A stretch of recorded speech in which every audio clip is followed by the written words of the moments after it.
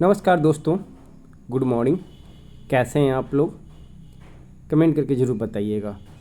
5 साल के बाद ही हो सकेगा सिस्को का अगला तबादला। जी हाँ, जो सोच रहे हैं कि इस बार भी तबादला कर लेंगे और अगले साल भी तबादला कर लेंगे, तो उनके लिए बुरी खबर है।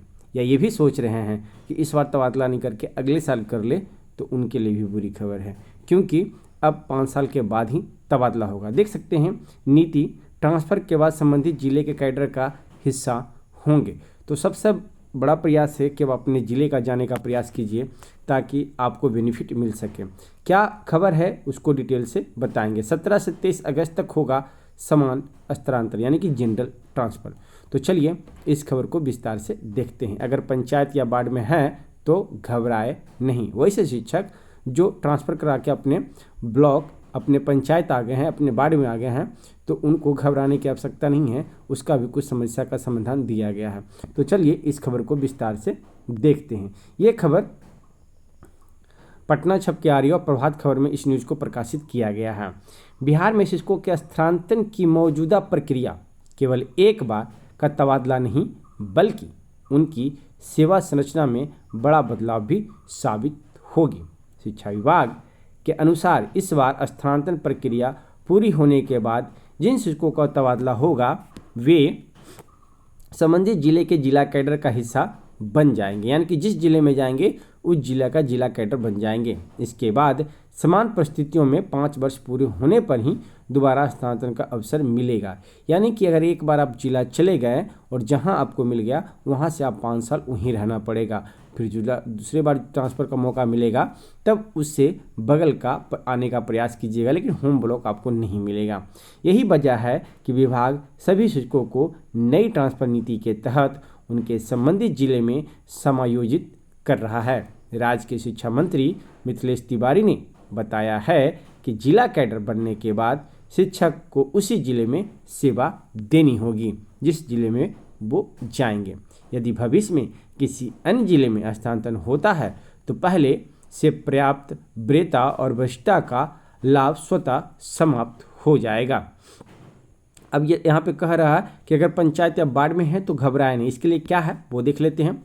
यदि कोई शिक्षक सरप्लस है लेकिन जिस पंचायत या वार्ड में कार्यरत हैं वह उसके मूल पंचायत या वार्ड से अलग हैं, तो ऐसे शिक्षकों के लिए इस चरण में आवेदन नहीं करने पर तत्काल किसी परेशानी की आशंका नहीं है। लेकिन देखिए, पेपर में बोल रहा है, लेकिन रिटर्न में ऐसा कोई लेटर अभी तक निकला ही नहीं है।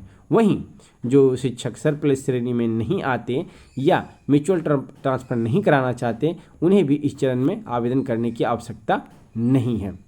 आज पहले चरण के आवेदन का अंतिम दिन है। इसका भी डिटेल देख लेते हैं क्या ये कह रहा है।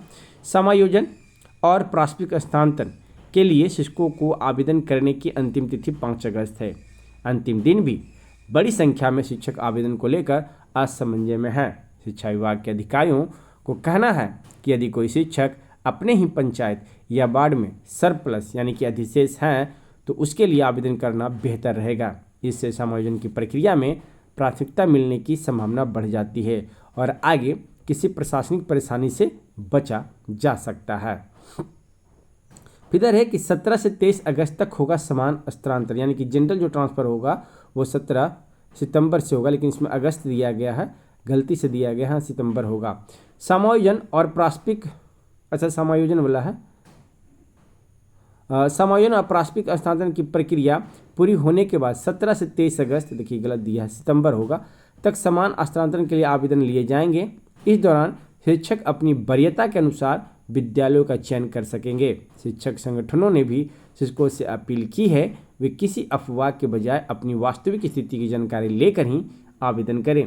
शिक्षा विभाग के अधिकारियों ने बताया है कि यदि किसी शिक्षक को अपनी पात्रता या श्रेणी को लेकर संशय है तो वो संबंधित जिला शिक्षा कार्यालय से संपर्क कर जानकारी प्राप्त कर सकते हैं। यानी कि कोई आपको गुमराह कर रहा है तो गुमराह होने की आवश्यकता नहीं है। आप सीधे शिक्षा विभाग जाइए, जिला शिक्षा, वहाँ से पता कर सकते हैं कि आपके लिए क्या नियम कानून है। क्योंकि बहुत सारे टीचर कुछ और बोलते हैं, करते कुछ और, उनको डीमोटिवेट करते हैं। तो इस सब कोई चीज़ को लेकर आप किसी अच्छे आदमी से सलाह लीजिए ताकि आपको किसी तरह की कोई परेशानी ना हो। फिर मिलते हैं एक नेक्स्ट वीडियो में। धन्यवाद। दोस्तों।